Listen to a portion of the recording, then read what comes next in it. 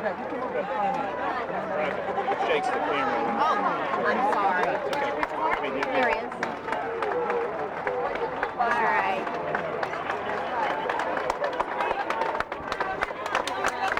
Ladies and gentlemen, please remain standing for the national anthem.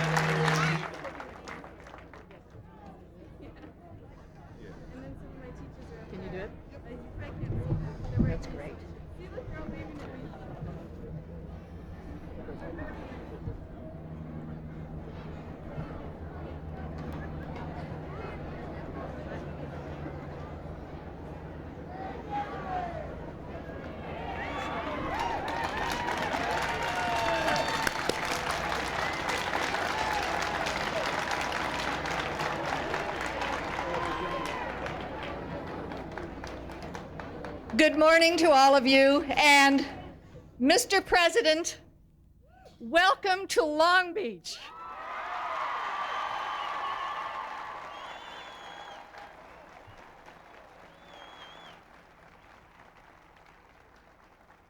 We are so honored with your two-day visit to our city, and I noticed this morning that you have a little sunburn.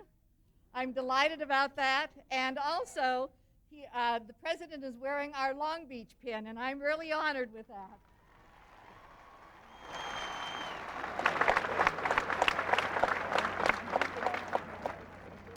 We are a proud city of 440,000 people from diverse backgrounds. We are larger than Miami or Atlanta or Pittsburgh. We are a model city in many ways, and today is an example of that. We are changing our town from an economic dependence on aerospace and the Navy. So we are a city in transition. But we have the opportunity to take all that's good about our city, the creative spirit, the optimism, the essential decency, and create a community which all of us can live and work together in safety and prosperity. We can do that because we have assets. Not just because of our climate, or our good air, or our sandy beaches, or the nation's largest port, but because the assets are here today. Our people, our children, our people are resilient, but their most important asset is that our city cares. They care about each other, they care about their children, they care about their city. That is why we are here today. They were bold enough to take the risk to do something in 1994 that no public school district in the nation has done.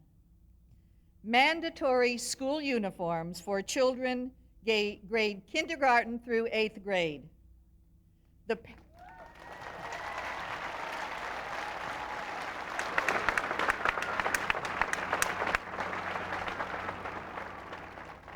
The parents embraced the idea and the results are in, and the results are here today. We commend the school board for their innovative action, and we especially commend the superintendent of schools, Dr. Carl Cohen,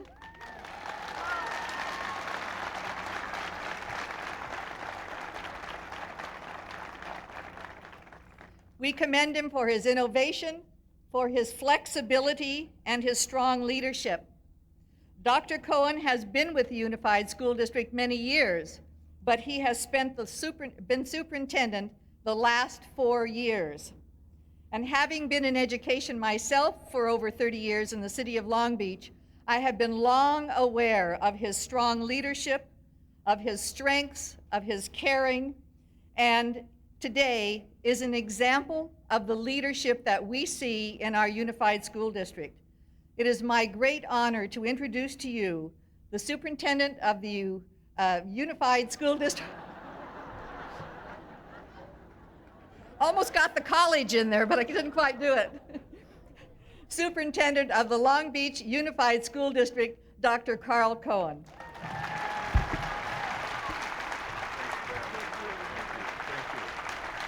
Thank you. Thank you. Thank you. Thank you very much.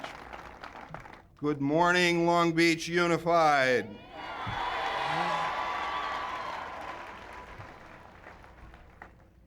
Last month, a California legislator introduced a bill that would have restored corporal punishment to California's public schools.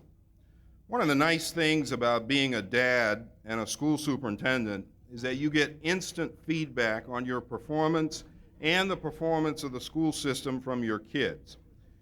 In my case, it's a 4th grader named Merrill and a 6th grader named Tyler who are very candid in their advice they give me. One night at the dinner table, before the corporal punishment bill had been killed in the legislature, my son Tyler turned to me and said, "Dad, you know, you've done pretty well with this uniform thing, but don't press your luck on corporal punishment." When parents and families told us they wanted school uniforms, we listened. We had no idea their voices would be heard in Washington, but they were. When our Board of Education took the courageous action to require school uniforms, we did not imagine that this decision would strike a responsive chord with so many parents and attract national attention. When our nation's top law enforcement officer came here in early December to find out why our schools are safer, why there has been a dramatic reduction in violence, and why students are working peacefully together, we were surprised. But she took the time to listen and to convey support of school uniforms from the White House. When we heard words of encouragement for school uniforms in the State of the Union address, we didn't anticipate the massive response we have received. Today, we welcome someone who, like us, wants each student to take school seriously, to set higher standards of excellence, not only in dress, but also in conduct and achievement. As a student, he had the opportunity to meet another famous president who elevated his hopes and dreams. He is here to learn more about our efforts to help you, students, achieve your dreams. We are grateful for his outspoken support of our efforts to do a better job of preparing our students to enter the next century. We believe that every boy and girl deserves the chance to attain a better and brighter future, and uniforms are helping. As all of you know, education today faces many challenges, from violence to low expectations, from overcrowded classrooms to older schools in need of major repairs. We're grateful for courageous leaders willing to stand up for our children and families, whether the issue is school uniforms, or building new schools like this one, or fixing older ones, as we so urgently need to do here in California. There is a lesson to be learned from our experience. Abraham Lincoln said it best, A child is a person who is going to carry on what you have started. He is going to sit where you are sitting, and when you are gone, attend to those things you think are important. You may adopt all of the policies you please, but how they are carried out depends on him. He will assume control of your cities, states, and nations. He is going to move in and take over your churches, schools, universities, and corporations. The fate of humanity is in his hands. Here now, representing the students of the Long Beach Unified School District and the students of America, is Melissa Matchett, a member of Hughes Middle School award-winning mock trial team, who will introduce our very special guests. Melissa?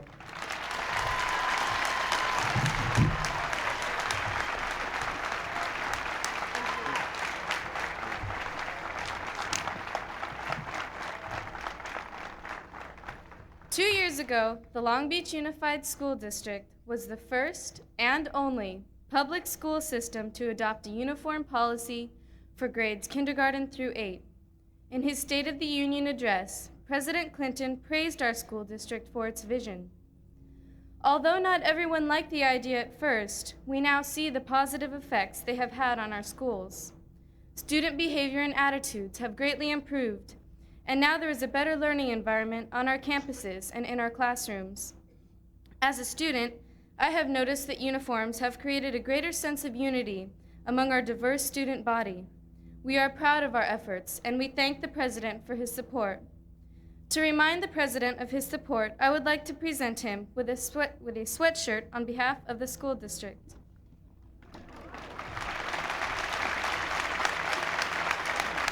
It says, "I support school uniforms."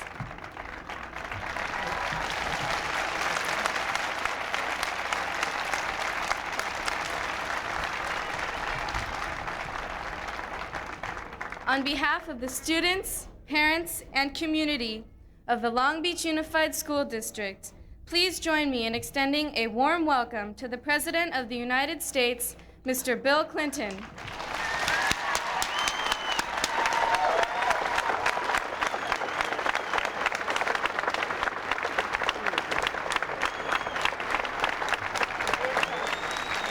Congratulations. Thank you.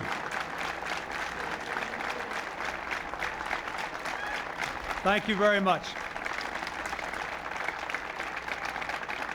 Thank you. Thank you very much.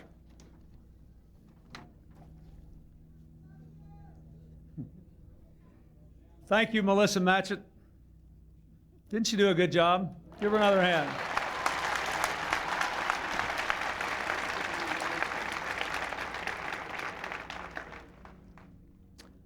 Mayor O'Neill, Superintendent Cohn, Chief Ellis, our host principal, Alexis Ruiz Alessa, the principal of Jackie Robinson Academy, where we are now.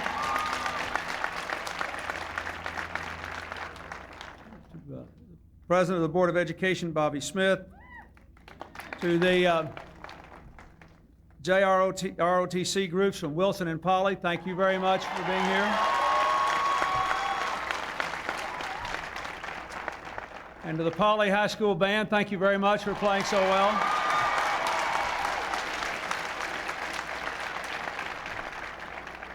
Just before I came out here, I had a little roundtable discussion about the school uniform policy with Melissa and another fine student named Maurice Troutman, and a number of, I thought he was going to run for office someday. He's already seated the crowd. And a number of teachers and parents and the chief and your board president. I would like for all the people who were in our little roundtable to stand and be recognized. They did such a good job of educating me about what was done. Thank you very much.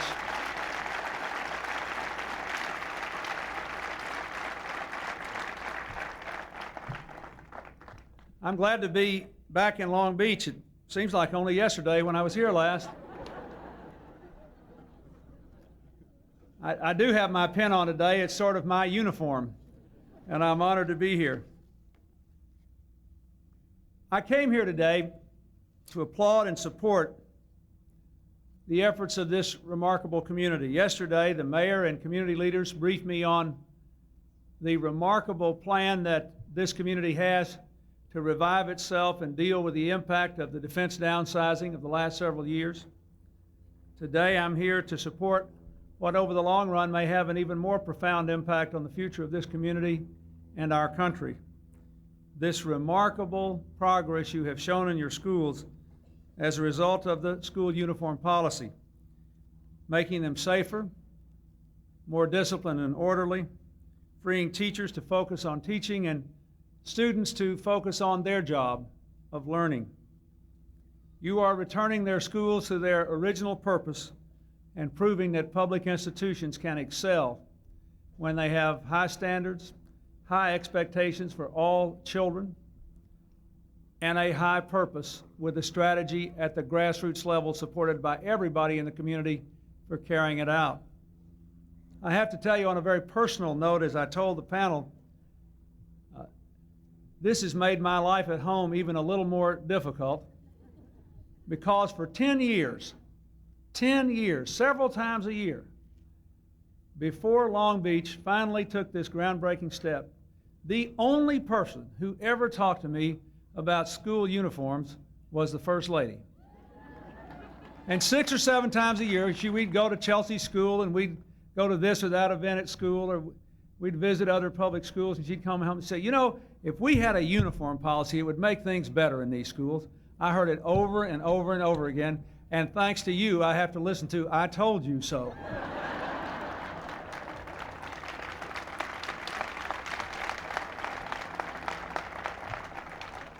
Being able to endure I told you so is one of the essential requirements of a successful marriage. And I must say, I can't think of a time when I have enjoyed hearing it more. I applaud all of you. I wanted to take a few moments today to talk about how what you have done here fits into the larger pattern of what I hope is going on in America and what I am trying to do, and what we are trying to do to help you to spread this message throughout the United States. When I became president, I was convinced that our country had to go into the next century making significant changes if we wanted to ensure that the American dream was available to everyone willing to work for it without regard to their race or income or background. If we wanted to bring the American people together instead of seeing them continue to drift apart, and if we wanted to see our country remain the leading force in the world for peace and freedom and prosperity. We have worked very hard over the last 3 years on all those 3 objectives. And we see that while progress has been made, which is very substantial, serious challenges remain. Challenges that can only be met if we do a better job of working together. If you were to ask me what the single most significant lesson I have learned as your president in the last 3 years is, I would without hesitation answer, it is that when Americans work together, we never lose. And when we are divided, we defeat ourselves.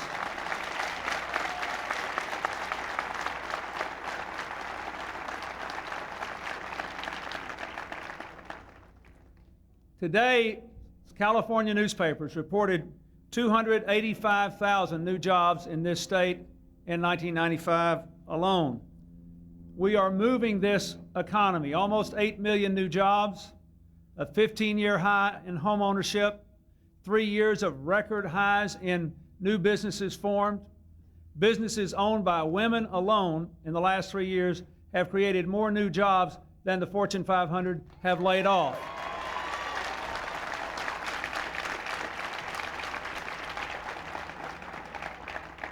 The combined rates of unemployment, inflation, and home mortgage interest rates are the lowest they've been in 27 years. We are moving forward, but we know that that a lot of Americans have not participated in this economic recovery. They haven't gotten a raise, or they live in the inner city or in isolated rural areas where there aren't any new jobs, or they work for one of these big companies where sometimes when they're my age and ready to send their own children to college, they've been downsized. So we have more challenges to meet until we can say to every American, you're going to live in a more rapidly changing economy, but you'll still be all right if you're willing to work for it. If you look at our most fundamental institutions, many of the social problems we've had, the objective indicators clearly point out the fact that on balance, our schools are doing a better job. You should know that the welfare rolls are down in this country. The poverty rolls are down in this country. Every state in the country has reported a decline in violent crime. This is all encouraging. That's the good news. Everybody knows this country is still too violent. It's still too dangerous for children. There are still too many problems out there. There are still too many people trapped in a culture of dependence when they ought to be out working and being successful in supporting their families and contributing to their communities and country. So we have a lot to do. Now, a lot of the things we have to do involve modernizing our systems. For example, we have reduced the size of your national government. We have gotten rid of thousands of pages of regulation. We've made it far less bureaucratic. It's the smallest government you've had in 30 years, but you don't want it to be weak. It's still strong enough to be there when you need us if there is an earthquake or a fire or a flood. It's still strong enough to be there to help companies change when they have to go from defense to civilian construction. And these are the kinds of things that we need to focus on. I want to give you a government that is less bureaucratic and smaller, but still able to help every person, every family, every neighborhood, every community make the most of their own lives.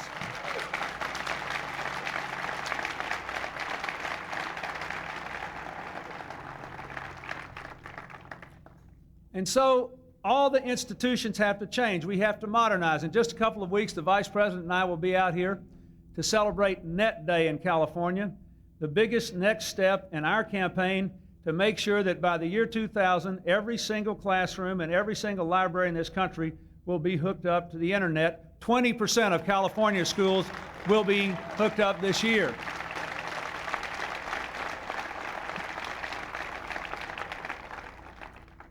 But it's not all modern. Some of what we have to do is to get back to basic values and basic institutions. I see at least two members of the Congress out here, Congressman Horn and Congressman Martinez. There may be others here. We know that there are things in Washington we cannot do, that you have to do. We have to find ways to reassert the vitality of the basic institutions of this country, of the family, of the school, of the neighborhood, and the community. In the schools, I have always had a very simple formula. I believe I have spent more time in classrooms, more time listening to teachers and parents and students than any person who had the privilege to hold this office. And I believe that all children can learn. I think that we have to have high expectations.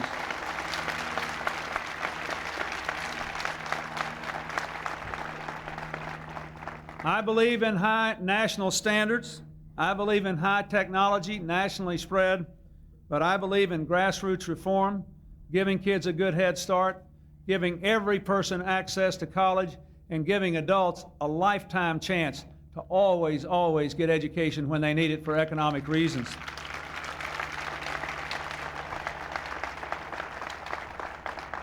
But let's not kid ourselves. None of this is going to work unless our schools work and unless our children feel safe and secure, unless the environments of education are disciplined and drug-free.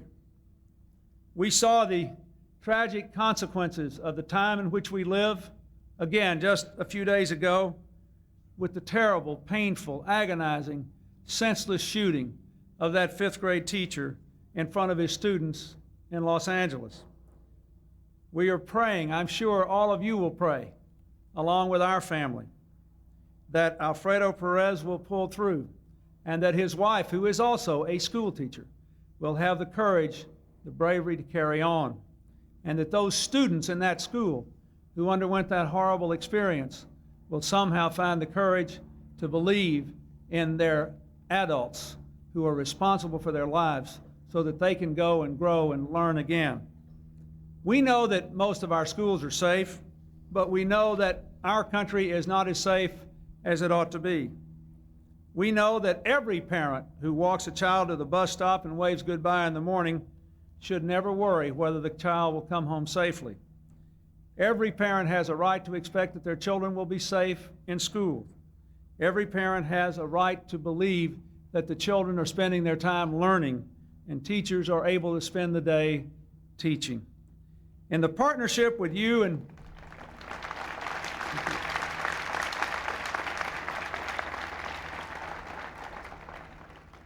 when we identify national problems that have to be solved by local communities using basic values, what I believe we should do at the national level is to help to define what we ought to do and let you decide how to do it. That's what we're here to celebrate today. We've tried to help promote school safety with the Gun-Free Schools Act.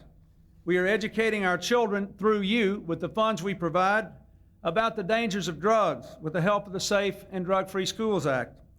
We are tackling student drug use through our random drug testing programs that we have advocated for local school districts. We are getting tough on criminals when they are seriously violent by permitting the prosecution of hardened young criminals as adults. We are promoting greater parental involvement through our Family Partnership for Learning at the Department of Education.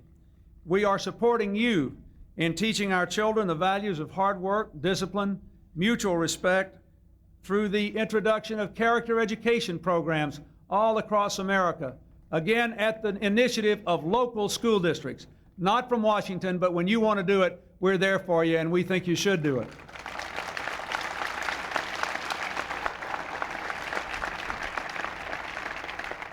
And we have worked very hard in this country where so many people come from such diverse backgrounds and so many different faiths, which they want to express in different ways, to say that the First Amendment's freedom of religion is a freedom from oppression, but it doesn't make schools religion-free zones. There is a way people can pursue their values and their faith consistent with the First Amendment. We have tried to do all these things.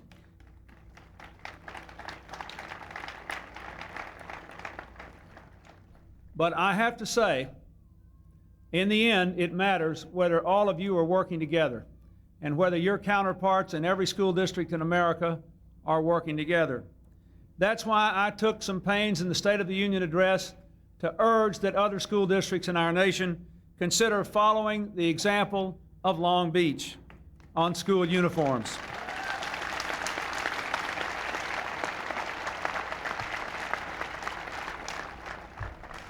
One of the great hazards of our culture, with all of its wonderful opportunities, is that we can sometimes, as a friend of mine used to say, without meaning to, teach our children to minor in the majors and major in the minors.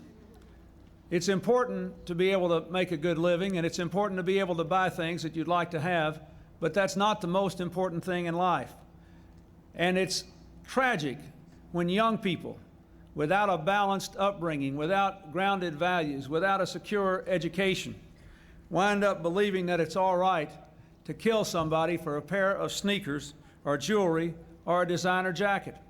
In Detroit, a 15-year-old boy was shot recently for his $86 basketball shoes. In Fort Lauderdale, a 15-year-old student was robbed of his jewelry. Just this past December, near where I live now, in Oxon Hill, Maryland, a 17-year-old honor student was killed at a bus stop just standing there, caught in a crossfire during the robbery of another student's designer jacket. As parents, every one of us has been wrenched by these stories. We cannot stand idly by while our children are having their childhoods robbed from them and from us by people who place more value on material things than even human life, not to mention human learning.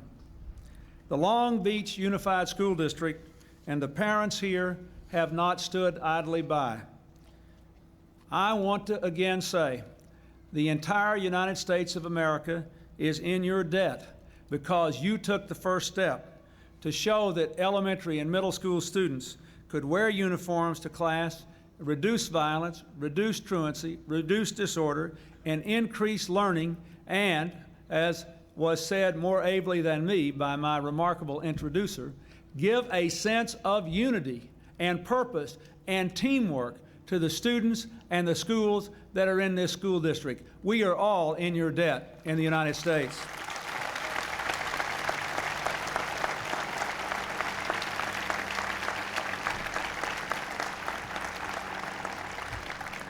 After the first year of this program, fights between students and other students who bring guns to schools were cut in half. Overall crime in the schools was cut by more than a third in 1 year. In addition to safety, learning improved. Schoolwork became more important for students than showing off what they were wearing or resenting what someone else was wearing. And maybe most important of all over the long run, I think these uniforms do not stamp out individuality among our young people. Instead, they slowly teach our young people one of life's most important lessons, that what really counts is what you are and what you can become on the inside, not what you are wearing on the outside.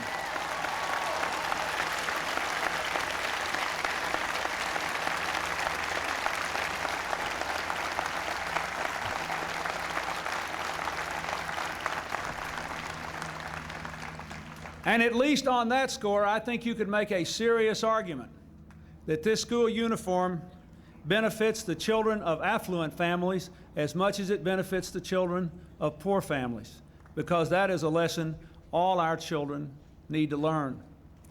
But in the end,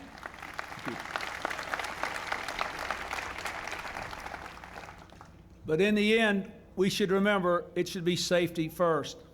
I was so moved in this panel listening to Melissa talk about unity and then listening to young Maurice say, I can walk down the street now, and because I have my uniform on, those gangs know that I'm not a problem. I'm just a student. I don't have to look over my shoulder all the time. It is wrong for a young person to look over his or her shoulder walking down the streets of the United States of America. That is wrong. And you have helped to stop it.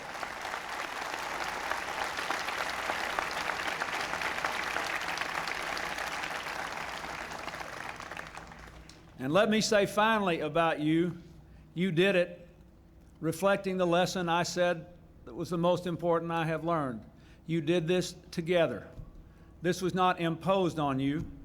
The parents decided to do it, working with the teachers, working with the school board, working with the police department, working with others. You worked this out together. And I've learned about the differences from school to school. I've learned about the differences in permissible uniforms. I've learned all about this. It has really pleased me to understand just how much of a grassroots endeavor this is. And that also is important. I do want to say, though, that in all the years that I have spent in public schools, the thing that has frustrated me most is that nearly every problem in America has been solved by somebody somewhere in some school. But ideas don't travel very well. The most disheartening thing to me, although I know it's been a headache for your superintendent, is that you've been deluged with phone calls. That's good. That means people say, I'm not too proud to learn from them. You know, the founding fathers of this country set up state governments as the laboratories of democracy with the expressed intent that they would not be too proud to learn from one another. When I was a governor, whenever we were the first state to do something, I was always proud of that, but I used to tell our people, I'm even more proud when we're the second state to do something, because that meant that we weren't too arrogant, hard-headed, and deaf to learn from what somebody else was doing right.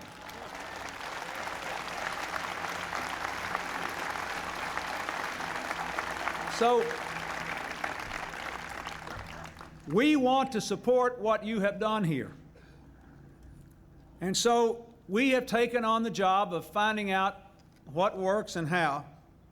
And I want you to know that just before I came here today, I signed a directive instructing the Secretary of Education to distribute this new manual on school uniforms to every one of the nation's 16,000 school districts so they will know how to do what you did.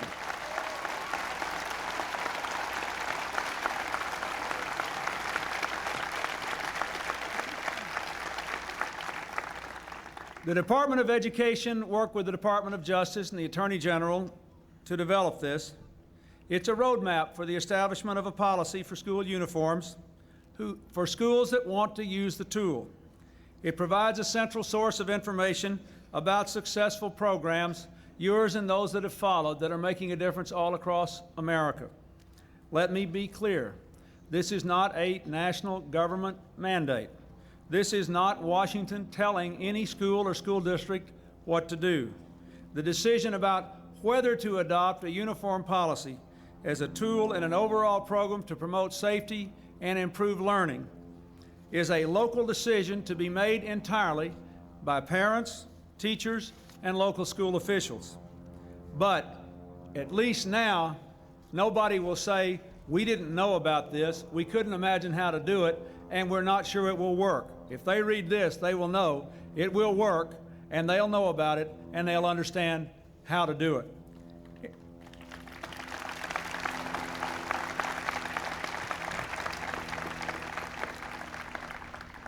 In the meanwhile, let me leave you with these two thoughts.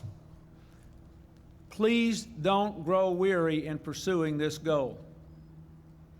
We can never rest until violence against our children is the exception, not the rule, until we are horrified,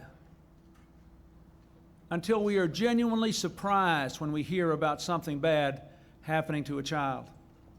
We can never rest until we have more of our children wearing the colors of school uniforms than the colors of gangs. We cannot rest until that is true.